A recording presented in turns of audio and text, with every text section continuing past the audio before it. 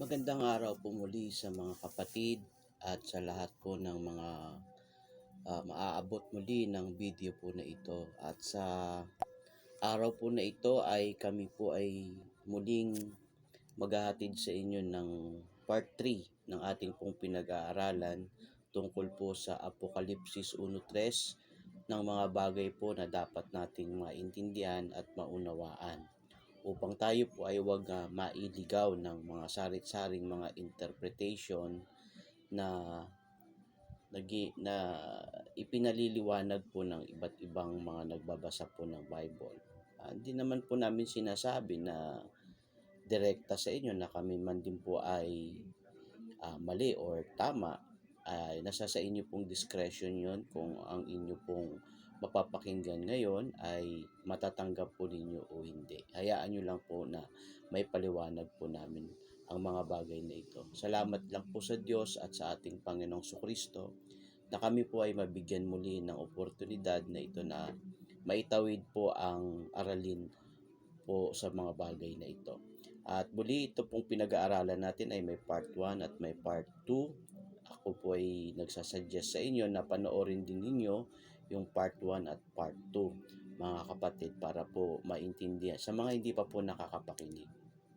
Para maintindihan nyo po yung buong buo na pinag-aaralan po natin, yung context ng topic po na ito.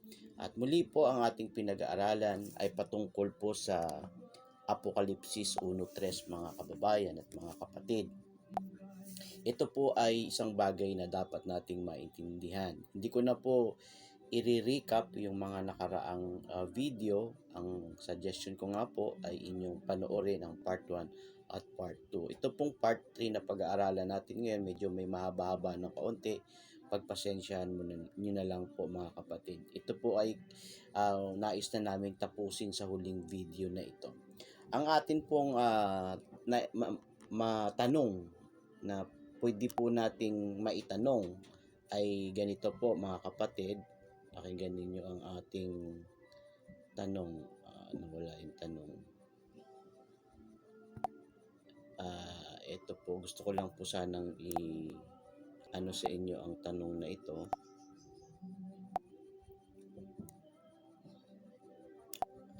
Wait lang po Ito ang tanong natin, mga kababayan. Ayan po. Ang mga tutuparin ng mga kinaukulang mga tao na makakaranas ng mga salita ng hula na nakasulat sa Apokalipsis. Yan po. Ang pinag-uusapan po natin dito ngayon ay ang mga tao na kanilang tutuparin dun sa mga salita na ng hula na nakasulat po na isinulat ni John the Beloved. Meron silang tutuparin, mga kapatid, na mga salita ng hula. Ibig sabihin, dun sa salita ng hula, dun sa mga salita na hula, prophecy, mga salita na prophesied na nasulat sa Apokalipsis, meron pong mga bagay dun na kautusan. So, dapat may tutuparin. Meron mga bagay doon na magaganap which is kailangan matupad dun sa mga kinauukulang tao. So, ang ibig po sabihin nito ay may kinalaman po ito sa panahon. Hindi po namin sinasabi na tayo sa ating panahon, for the meantime. Kasi nga may palatandaan para malaman natin ang isang bagay na malapit ng maganap, may palatandaan po yun na yun ay magaganap na. Ganun din po itong nakasulat sa Apokalipsis na mga bagay na dapat nating maintindihan. Para malapit malaman natin ang mga bagay na ito, ay kailangan meron tayong makitang mga palatandaan kung ito'y nagaganap or hindi pa. Ngayon, pag-usapan natin, bago natin sagutin po ang tanong na ito, mga kapatid, pahapyawan natin konti yung tungkol sa panahon. Balikan natin ngayon yung Apokalipsis 1 at 3. Ganito po ang ating mababasa, mga kababayan at mga kapatid. Apokalipsis 1 at 3. 1. Ayan.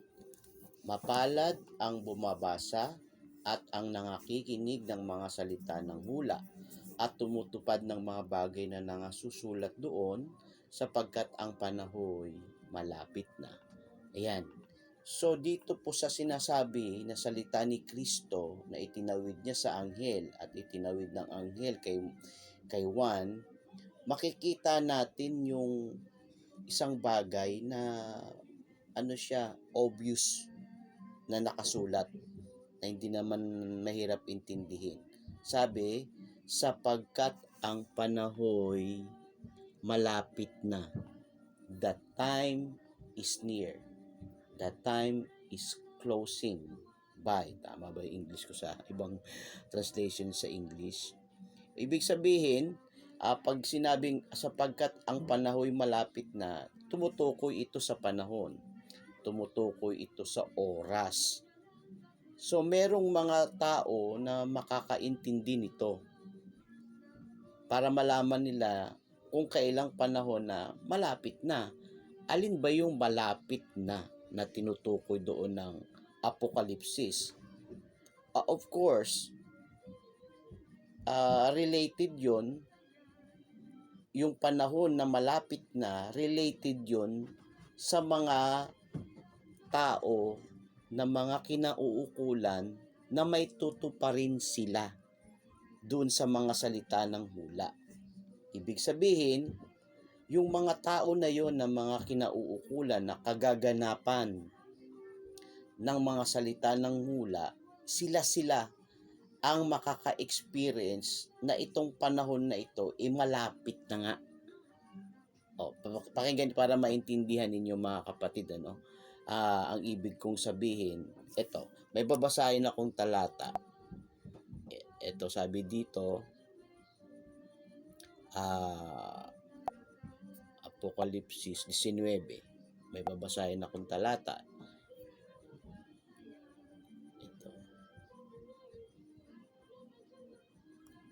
Ito. Sabi rito, at ayan, 19:11.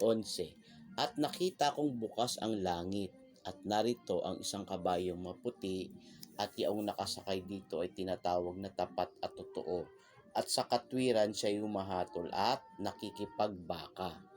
At ang kanyang mga mata ay ningas ng apoy, at sa kanyang ulo ay maraming diadema, at siya ay may isang pangalang nakasulat na sino man ay hindi nakakaalam, kundi siya rin. At siya ay nararamtan ng damit na winisikan ng dugo, at ang kanyang pangalan ay tinatawag na ang Berbo ng Diyos. O ito, mga kapatid, may darating na panahon na hinulaan doon sa mga salita ng hula na nakasulat sa Apokalipsis. May pagdating, may panahon na darating ang Berbo ng Diyos. Ayan. Ito bang panahon na ito, malapit na ito? So may palatandaan ito para malaman ng mga kinauukulang mga tao na ito ay malapit na. Basta ang isang alam natin, may darating ang panahon, ang Berbo ng Diyos, nakasakay siya sa kabayong maputi, na siya tinatawag na tapat at totoo. Sa katwiran siya humahatol at nakikipagbaka. Tapos, at ang mga hukbong nasa langit ay sumusunod sa kanya na mga nakasakay sa mga kabayong maputi, sa kabayong puti rin, at nangararamtan ng mahalagang linong maputi at dalisay. Hindi natin alam kung anong itsura talaga nito, no?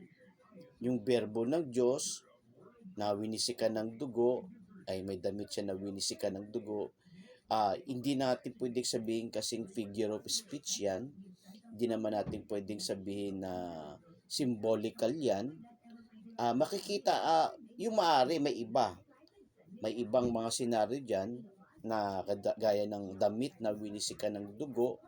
Hindi naman natin pwedeng iliteral yan na pagdating ni Kristo meron siyang damit na winisikan ng dugo. That is symbolical. May ibig sabihin nun. Bakit nakadamit siya ng ganon na winisikan ng dugo? Pero ito literal to na at ang kanyang pangalan ay tinatawag na ang Berbo ng Diyos. Talagang ang pangalan niya, tawag talaga sa kanya, Berbo ng Diyos. Di wala namang symbolical doon. maari may meaning dun sa bakit siya tinawag na pangalang ang berbo ng Diyos. At ang mga hukbong nasa langit ay sumusunod sa kanya na mga nakasakay sa mga kabayong maputi. Hindi natin alam kung anong itsura ng mga kabayong ito talaga in literal na makikita ng ating mga mata. Pero nakasakay sila sa kabayong maputi. Ibig mo sabihin, Brad, itong mga kabayong ito, andoon dun sa langit ito? Abay, sa langit po may creatures. May 4 nga na nilalang eh, 'di ba? Yung 4 na nilalang, ang mga mukha nila ay gaya ng agila, gaya ng sa tao, merong gaya ng leon, tapos may mga mata. Hindi natin masasabing symbolical yun eh. Those are creatures na created ng Diyos. Kaya lang espiritu yun. Hindi natin alam yun kung ano talaga itsura nun. Ang pagpapaliwanag na ipinaliliwanag ng mga nakakita ng mga creatures na yon, itinainihan tulad nila doon sa mga nakikita nila dito sa earth ng mga leon, etc. Pero ikaw mo espiritu yung mga yon, hindi natin talaga alam kung anong anyo meron yun. Kung ano itsura meron nun. Kung makita man natin, ganun din ang siguro magiging paliwanag natin. Ito rin ganun din na yung kabayong maputi, hindi natin alam kung anong itsura talaga nito. Mga espiritu din ito, mga kapatid eh. These are spirit being na talagang nakasakay sila. Ang mga hukbo na nasa langit, of course, mga anghel yun. Of course, ang mga nakasakay, ang mga anghel, mga espiritu, itong mga sinasakyan nilang mga kabayong maputi, mga espiritu rin itong mga to. Darating ang araw, parang nakakita kayo ng panoorin sa isang movies na dumadating yung mga alien na nakasakay sa spacecraft, pero at least yun kasi mayroong spacecraft sila na metal eh. Oo. Pero itong mga to, pero paglabas nila doon sa spacecraft, they are like form of something na different anyo, different being. Ganun mga kapatid, meron pa nakakasilaw na mga alien ang tawag nga nila doon, ano. Ito ganito din tong mga to. Ganito rin tong mga to, hindi lang makikita lang, ang makakasaksi lang na maintindihan nila kung ano itsura ng mga yon, dun sa yung mga tao makakaranas ng mga pangyayaring ito dun sa panahon nila, mga kapatid. So, ang isang palatandaan na malapit dumating yung berbo na nakasakay sa kanya, kabayong maputi din, kasama ang mga hukbong na sa langit, yan nga yung sinasabi sa sulat ni Judas, na narito dumarating ang Panginoon kasama ang kanyang laksa-laksang mga banal. Isa yan sa mga pwede nating maiagapay dito sa 19 ng Apokalipsis. At ang kanyang bibig ay sa 15, at sa kanyang bibig ay lumalabas ang isang tabak na matalas upang sa pamamagitan nito'y sugatan niya ang mga bansa. So ang kanyang intensyon ng kanyang pagbaba dito sa earth, sugatan niya ang mga bansa at kanyang paghaharian ng tungkod na bakal, at niyuyurakan niya ang pisaan ng ubas ng kabangisan ng kagalitan ng Diyos na makapangyarihan sa lahat. At siya ay mayroong isang pangalang nakasulat sa kanyang damit at sa kanyang hita, hari ng mga hari. Itutuloy ko na po sa bandang dulo, ano? Ito. At sa 19, at nakita ko ang hayop, at skip ko na po yung iba, kayo na lang magbasa sa inyo, no? At nakita ko ang hayop at ang mga hari sa lupa at ang kanilang mga hukbo na nagkakatipon upang makipagbaka laban doon sa nakasakay sa kabayo at laban sa kanyang hukbo. So ito, literal talaga magkakaroon ng digmaan to, mga kapatid. Parang yung movies nga na ano, no? Maganda nga yung may nagpo-portray ng ganung mga senaryo eh. Yung mga government ng United States kasama at ang ibang-ibang mga gobyerno sa iba't ibang bansa, kung may darating na alien na sasakop dun sa earth. Ganun senaryo. Kung may ang mga tao nakaimbento na ng mga spaceship sa taas, nakaimbento na ng mga satellite, nakaimbento na ng mga kung ano-ano mga aircraft, na kahit sa ere pwede silang makipagdigmaan. Ganito din mga kapatid, nakita nung sa sulat yung hayop at ang mga hari sa lupa. So nasa lupa sila. Literally speaking, lupa talaga ito. Andito sila sa lupa, di naman sila nalipad, andito sila sa earth. 'Di ba? Kung meron mang lumilipad sa panahon na 'yan, kung anong itsura ng digmaan na 'yan, mayroon siguro silang mga meron din silang mga spaceship din or mga aircraft na lumilipad, mga helicopter. Nakikita ba ninyo sa mga movies na war movies, may mga ganun. Ngayon, ang taon may naimbento na, meron nga ngayong tawag nilang sandatahang pang langit. Meron na yung, meron ng ganon, meron na ngayong kinireate ang United States na sandatahang hukbo ng langit. Ibig sabihin ng kanilang meron sa Navy, di ba? Tapos meron sa land, mayroong mga etc. Pero wala pa kasi sila dun sa langit sa heaven na mga hukbo. Meron na ngayon na-create ang United States na gano'n, pati siguro ang ibang bansa, ang Russia as well. Parang gano'n. Ito mga kapatid, ang senaryo na ito na ipinakikita natin sa panahong malapit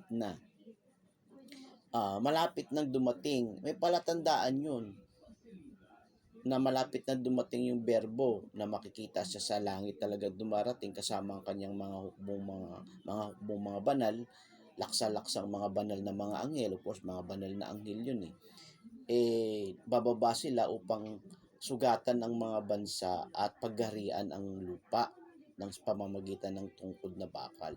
So ito talaga, literally speaking, maghahari sila. Ganito mangyayari, ganito ang senaryo niyan. Sa panahong malapit na yan, mga kapatid, of course, may isang palatandaan na makikita yung mga tao makakasaksi nito. Alin yun? Yung paghahanda nung hayop at ang mga hari sa lupa at ang kanilang mga hukbo, magkakatipon sila para ang intensyon nila labanan si Kristo sa kanyang pagbabalik. Nagets po ninyo mga kapatid yung senaryo? Yun yung sinasabi na sa panahon malapit na. So maraming bagay na malalaman nating panahon ay malapit na. Isa pa lang yan mga kapatid, ito pa isa. Pakinggan ninyo. Sa 20. Ito. Basahin ko na, susurkatin ko na lang iba, no? At sinugaban niya ang dragon ng matandang ahas na siyang Diablo at Satanas. 22 yan, at ginapos ng 1,000 taon. So nakagapos ang Diablo, walang istorbo, sabi nga ng iba. Tapos sa 7, at kung maganap na ang 1,000 taon, si Satanas ay kakalagan sa kanyang bilangguan. Ayan. Tapos mandadaya siya uli. To be in shortcut, mandadaya sa uli. Dayain ang 4 na sulok ng lupa, sa Gog at sa Magog. 'Yon. Tapos sa 9, nangagsipanik sila sa kalaparan ng lupa. So may senaryo din ganito, mga kapatid. Ito na yung huling pagbabaka na magaganap pag pinakawalan na si Satanas sa kanyang bilangguan. Mandadaya siya ulit at makakabuo siya uli ng hukbo. Makakabuo ulit siya ng grupo na sa pamamagitan ng pandaraya ay kakampi sa kanya. Ngayon nagsipanhik sila sa kalaparan ng lupa, kinubkob ang kampamento ng mga banal. So at that time, itong senaryo na ito, kung titingnan natin mga kapatid, yung kampamento ng mga banal, andyan na. Nakaset up na. Bakit na set up yan? Yung kampamento ng mga banal. Kasi nga, dumating na si Kristo nung mga panahon na yun na set up nung magapi niya yung hayop at yung bulaang propeta at maikulong si Satanas. Of course, makakapag-set up sila ng kampamento ng mga banal dahil talagang hindi lang natin alam kung saan yan, yung kampamento ng mga banal. Malalaman lang natin yan kapag andyan na siya mismo. Naghahari na ang ating Panginoong Kristo at ang kanyang mga banal dito sa lupa. Sa within those 1,000 years na paghahari, makakapag-set up sila, magkakaroon ng kampamento ng mga banal, ang bayang iniibig. So meron sa mga panahon na yan, kung ganyan na ang senaryo, pag pinakawalan ngayon si Satanas sapagkat malalaman niya malapit na ang kanyang araw, ng kanya ibubulid na siya ibubulid sa impyerno, anong gagawin yan? Of course, frustrated na yan, lalaban pa rin yan dahil yan talaga ang isinulat na sa kanyang puso. Yan na yung gusto niyang mangyari sa kanyang kalooban. Alam ng Diyos yun eh. Ibinigay na ng Diyos sa kanya yan. Sige, gawin mo na gusto mo. Ayan. Gagawin niya ngayon ito, kukumpubin ng kampamento ng mga banal. Kaya lang, bumaba ang apoy mula sa langit at sila'y nasupok. Tapos at yan na, at ang diablo na dumaya sa kanila, yan na yung panahon na isinet ng Diyos na time and date na ang diablo ay ibulid sa dagat-dagatang apoy at asupre.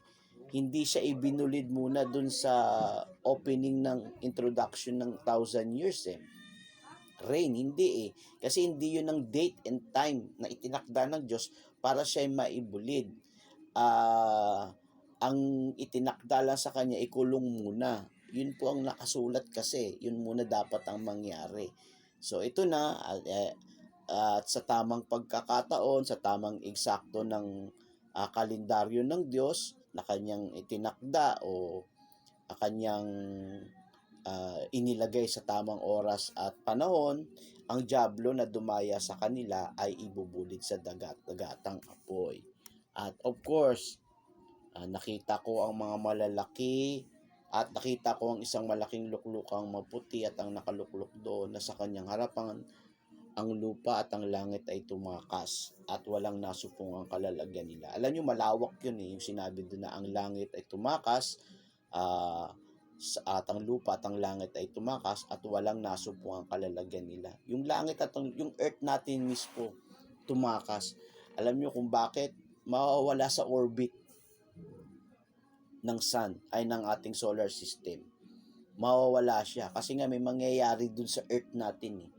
May mangyayari dun sa earth natin. Hindi naman napakalupit, napakatinding pangyayari. Magkakaroon ng pinakamalakas na lindol, ang mga pulo, mawawala sa kanyang kinalalagyan. Kung may tinatawag na earthquake, meron din tinatawag sa Bible na heavenquake. Heavenquake, lilindol talaga, pati langit mismo, yayanigin ng Diyos, hindi lang lupa, pati langit. Ganun ang mangyayari. Kaya darating ang panahon na ang lupa at ang langit, tatakas yan. Tsaka nating pag-aralan yan kasi merong katumbas na Greek word yan eh, mga kapatid eh. Tapos ang sabi, wala nang nasumpong ang kalalagyan nila. Nawala sila doon sa tinatawag ng tao na Goldilocks, habitable zone sa solar system, kung gaano kasapat na layo at lapit ang pag-ikot ng Earth para siya ay makasurvive sa init ng araw at sa lamig naman kapag malayo, mga kapatid. So na walang nasupong ang kalalagyan nila. Malawak pa yan, tsaka natin pag-usapan yan. Ano ibig pong sabihin? Itong panahong malapit na, mga kapatid, itong panahong malapit na, pagkatapos na malalaman na ang palatandaan na malapit na, pag nakita ninyong nagaganap na itong mga to, ito, yung paghahanda, pag-iipon ng demonyo o ng diablo sa kanyang mga hukbo para kubkubin ang kampamento ng mga banal. Malapit na ang alin? Malapit na ang katapusan. Malapit na matupad ang hula. Malapit nang matupad ang lahat ng sinasabi ng hula. Mula sa mga hula ng mga propeta, hula ni Moises, hula ni Enoch, etc. ng mga propeta at ng mga apostol at ng mga alagad, gaya ni Juan. Ayan, malapit na. Darating ngayon ang wakas. Pag naganap na ang kalooban ng Diyos. Pag naganap na ang kanyang itinakdang mangyayari sa hinaharap, sa future events, mga kapatid. Yan po ang tungkol dun. Malawak pa yan eh. Yan po yung tungkol dyan sa tinatawag na ang panahoy malapit na. Yun po talaga ang itinutumbok nun. Ang panahong malapit na magwakas. Bakit? Kasi tayo po'y nasa mga huling araw na. This is the last days. After these last days, wala nang kasunod. Mga kapatid, wala na. Wala na siyang kasunod. Ang kasunod, tatakas na ang lupa at ang langit. at wala nang masusumpungan. At pag nangyari na yon, haharap na dun sa luklukang maputi ang lahat ng mga nag-exist sa mundo upang bigyan ng gantimpala ang mga nagtagumpay, kaawaan ng mga dapat kaawaan, at ibulid sa impyerno ang tinatakang masasama at mga kambing. Yan, mga kapatid at mga kababayan. Yan po ang marami pa yan Marami pang bagay na dapat nating maintindihan sa panahon sa sinasabi ng Apokalipsis 1:3 na ang panahon malapit na. May makikita pa tayong dakilang Babylonia, yung dragon, yung 7 ulo, may 7 sungay, 10 sungay, dragon na mapula, yan, may ano pa yan may mga ibig sabihin pa yan mga kapatid. Yung pakikipagbaka, yung mga pagtitiis na magaganap na mararanasan ng mga banal. Ayan, yung unang pagkabuhay na maguli, maglalabas yung bulaang propeta, yung mga kalamidad, yung mangyayari sa 7 tatak, yung mangyayari sa 7 mangkok, etc. At dun sa 7 mangkok, 7 trompeta pa. Yan, marami pa yan mga kapatid Yan ang mga panahon na magaganap sa Apokalipsis na dapat na bantayan, lalong-lalo na nung mga tao makakasaksi nito. Ngayon, itong mga makakasaksi na ito, may tutuparin sila. May tutuparin sila doon sa mga salita ng hula. Mga kapatid, mayroon silang mga bagay na tutuparin. Ang mga tutuparin ng mga kinaukulang mga tao na makakaranas ng mga salita ng hula. Pakinggan ninyo ang isa, Aliba, pag sinabing makakaranas ng hula, merong kinauukulan yung hula. Di ba? Parang ganito. Bibigyan ko kayo ng isang example. Lucas 24:27. Ito, pakinggan ninyo mga kapatid. Lucas 24:27. Sabi rito,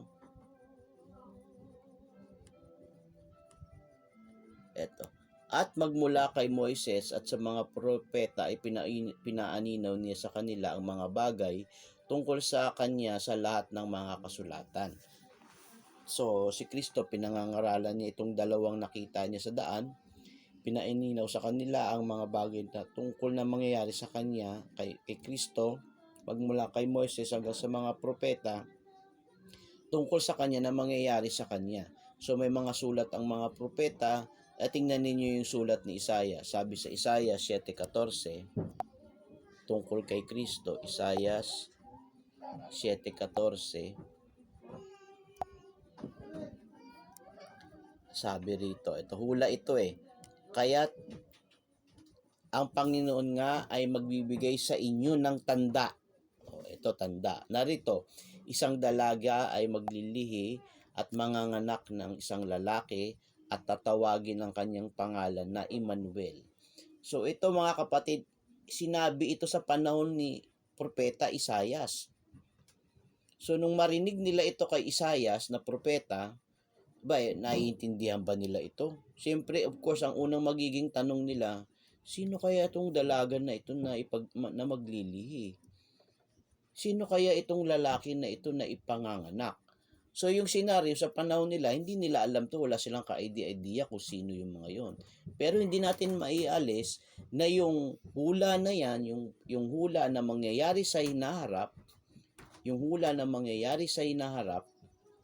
ay pinaprophesy tungkol sa babae, sa dalaga na maglilihi at ipanganak na lalaki. Meron niyang mga kinaukulang mga tao na magaganap. At alam na natin yan, di ba, sa Mateo 1:23, kayo na po magbasa, tsaka sa Lucas 1:27, na si Maria, basahin na nga lang natin, mas maganda Lucas 1:27. O tingnan ninyo, O ito yung katuparan ng hula. Ito yaong nakasulat, ito yaong tungkol sa kanya yung nasusulat narito. Sinusugo ko ang aking sugo sa unahan ng iyong mukha, na maghahanda ng iyong daan sa unahan mo. Tungkol naman yan kay Juan Bautista. Ito, sinasabi ko sa inyo, sa mga pinanganak ng babae, ay walang dakila kaysa kay Juan. Gayon may, hindi yan. Mateo 1:23 pala. Doon tayo sa Mateo 1:23 para mas malinaw. 1:23.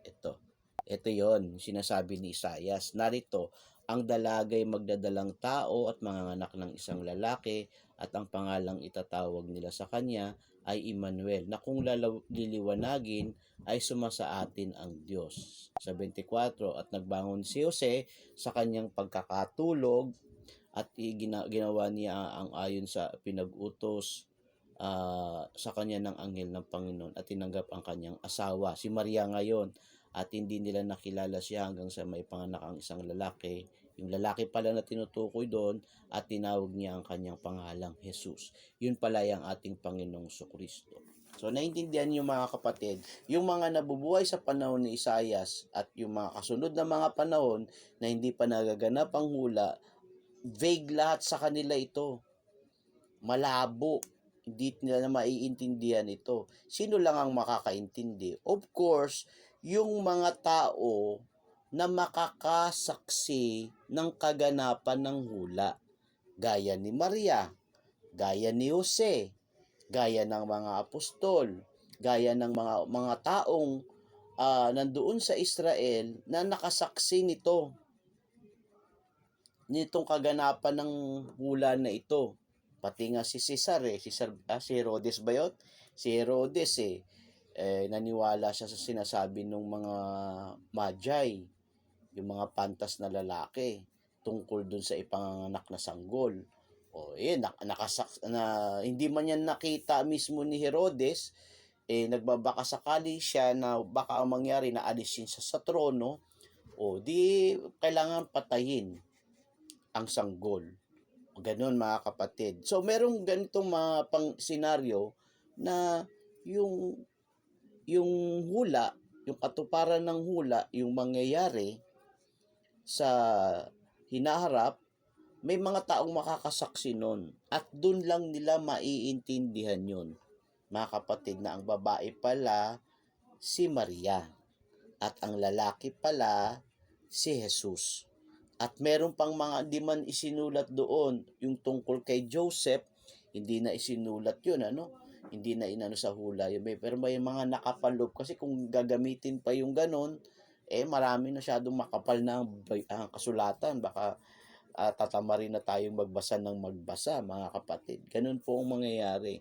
So, yun ang yun po ang ibig sabihin nun, mga kapatid. Ngayon, kaya balik tayo doon tayo ngayon sa Apokalipsis. Yan, kasi binigay ko lang yung halimbawa na yan para meron kayong maintindihan sa ibig naming itakbo sa pag-aaral po na ito, mga kapatid.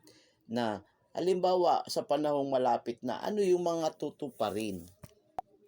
Sa panahong malapit na, ano yung mga tutuparin na yon?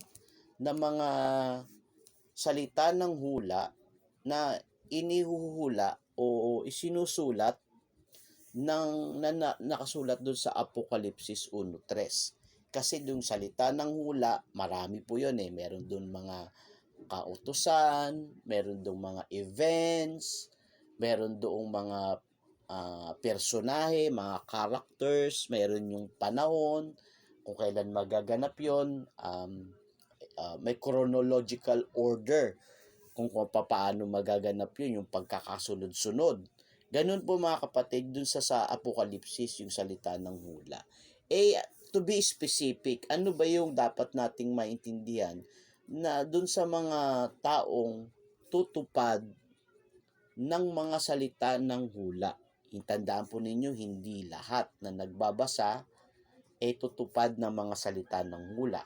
Hindi rin lahat ng nakikinig ay may tutuparin silang salita ng hula.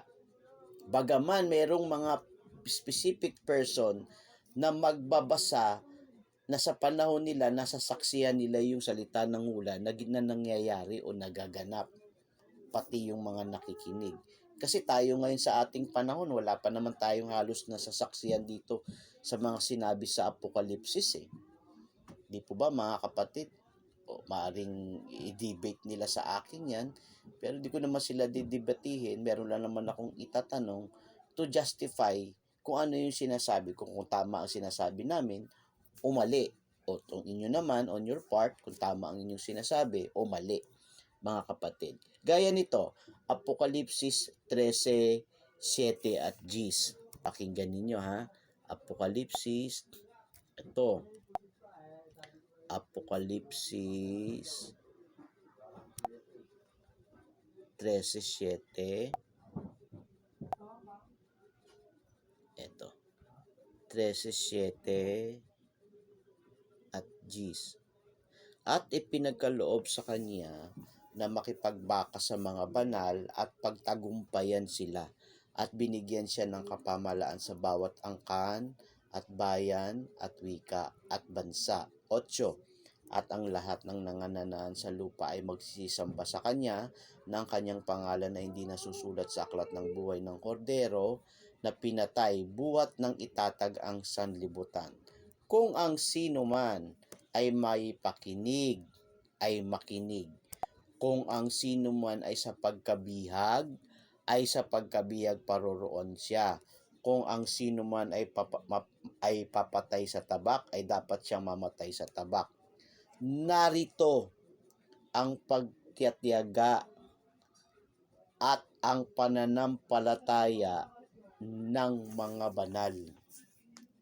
Ayan. Tingnan ninyo yung isang senaryo na ito mga kapatid. May tinutukoy dito ng mga banal.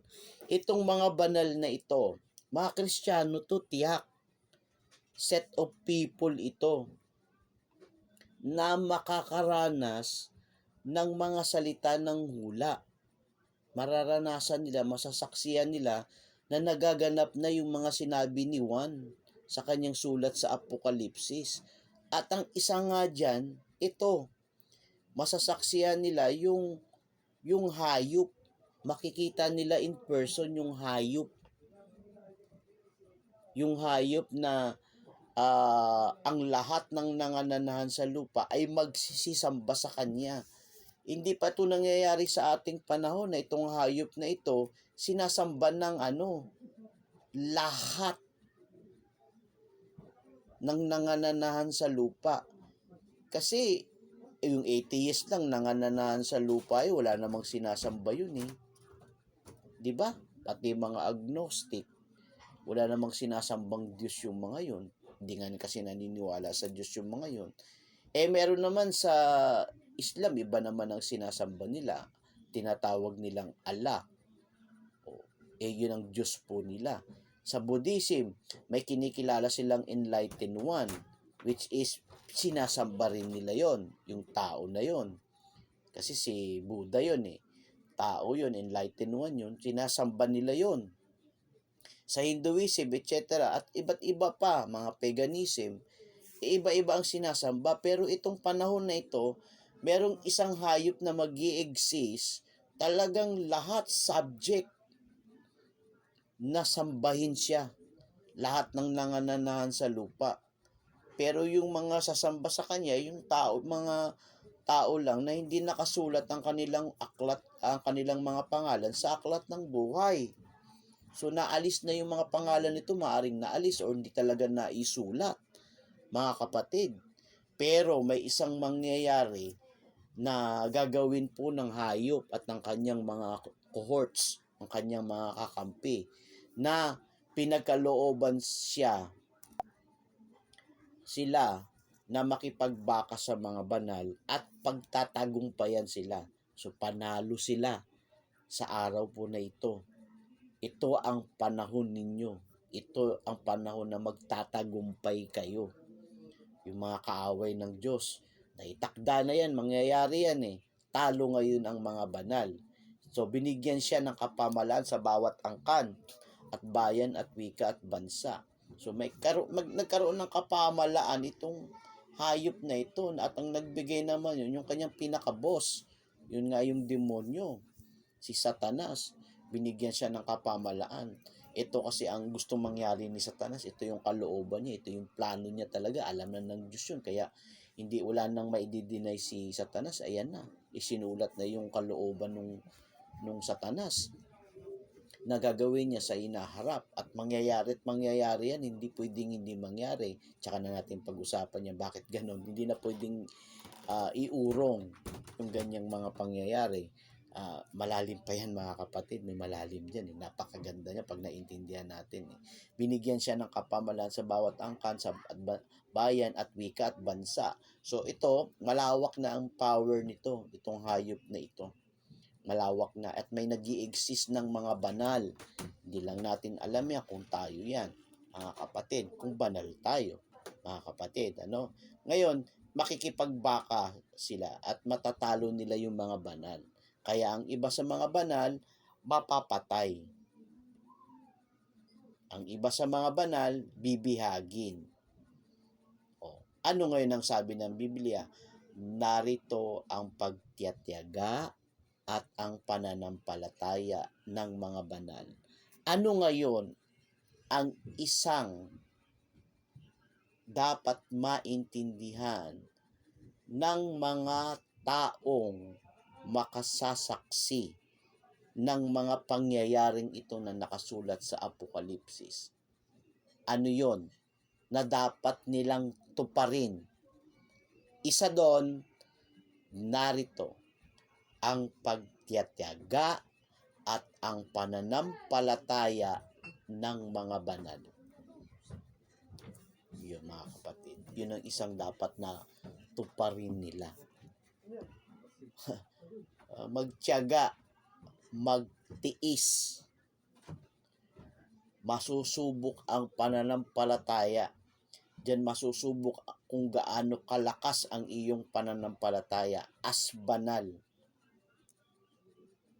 Diyan masusubok, mga kapatid.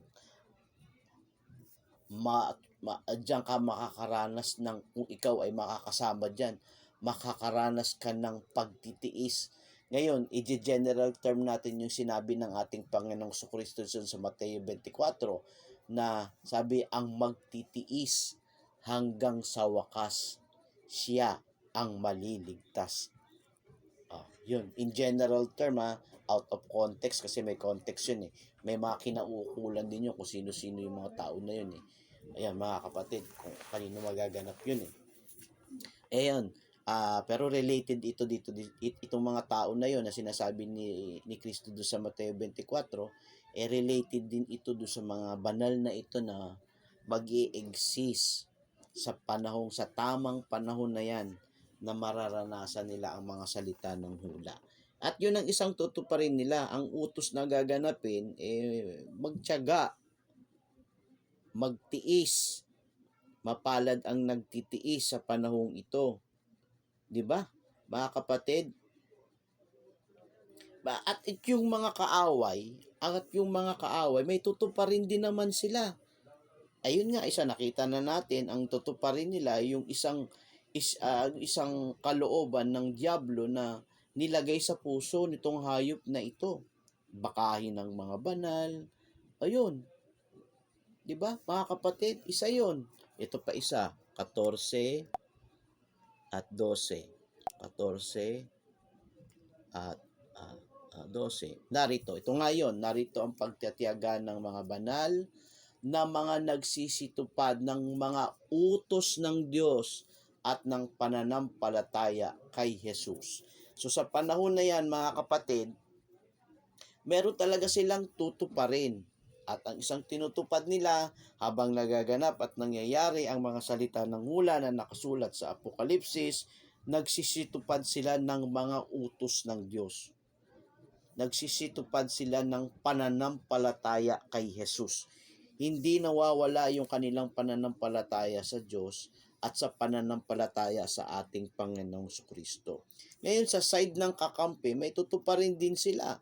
Yung tutuparin naman nila yung mga utos ng tatay nila, sabi nga ng iba. Yan sa side ng kalaban yan eh. Kasi ganito naman ang sinasabi ng ah, Apokalipsis 17 at 17. Tingnan ninyo mga kapatid, malapit na po tayo matapos. Ito, sapagkat inilagay ng Diyos sa kanilang mga puso na gawin ang kanyang kaisipan at mangagkaisa ng kaisipan at ibigay ang kanilang kaharian sa hayop hanggang sa maganap ang mga salita ng Diyos. Nakita na ninyo?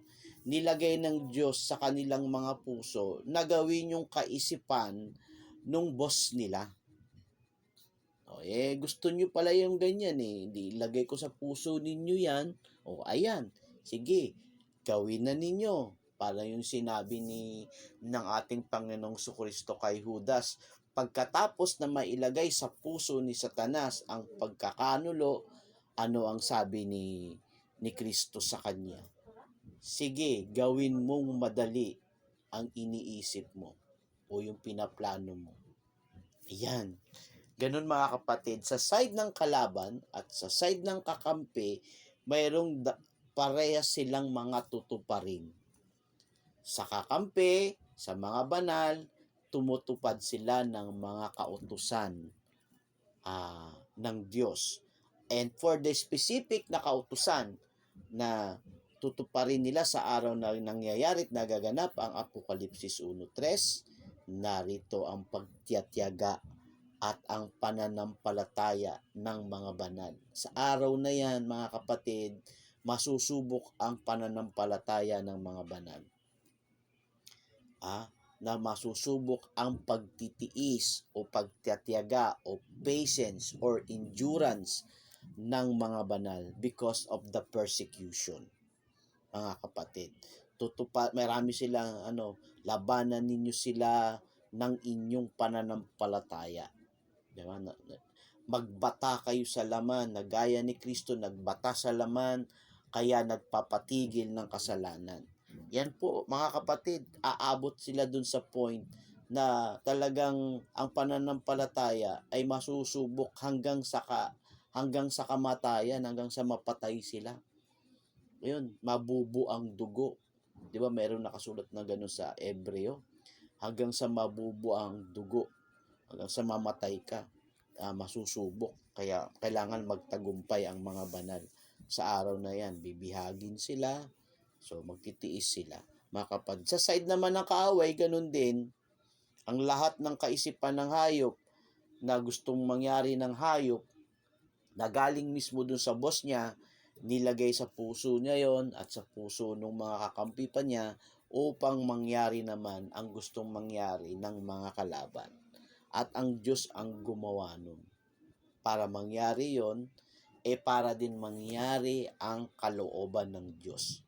Matupad ang lahat ng mga salita na nakasulat sa mga aklat ng propeta ni Moises, ng mga apostol at mga alagad, at lalo na ang nakasulat sa Apokalipsis, sa revelation ni Kristo kay Juan the Beloved. Hanggang dyan mga kapatid, salamat po sa Diyos at salamat po sa ating Panginoong Kristo. Ang amin pong dalangin sa Diyos, mabuksan ang ating mga puso na maintindihan natin ang ilang mga bagay na dapat nating maunawaan sa mga salita ng hula na nakasulat sa isinulat ni Juan na tinawag ng mga tao na Apokalipsis.